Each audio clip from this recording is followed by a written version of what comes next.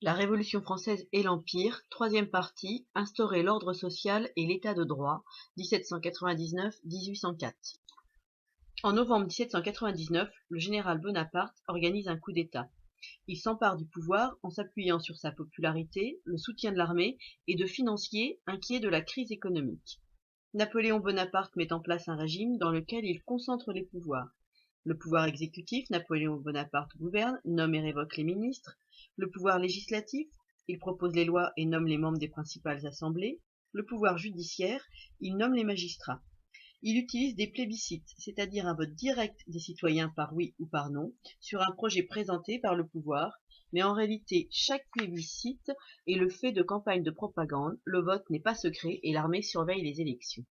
En 1800, Napoléon Bonaparte crée la fonction de préfet, représentant du gouvernement dans chaque département. Le préfet a pour mission d'assurer l'ordre public, de veiller aux libertés, à l'égalité, à la conscription, aux impôts et au développement économique. Le Code civil, instauré en 1804, affirme l'égalité devant la loi, la liberté de conscience, l'égalité face à l'impôt. Le droit, les lois, sont écrites et unifiées pour l'ensemble de la population. La conscription, c'est-à-dire l'obligation pour les jeunes hommes de participer à un service militaire, permet à Napoléon de constituer un vaste empire en Europe.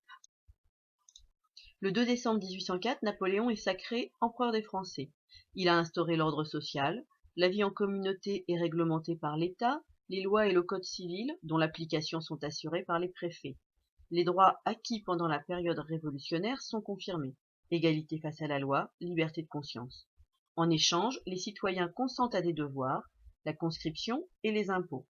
C'est un état de droit qui se met en place, un état qui garantit les droits de tous les citoyens et leur octroie des devoirs.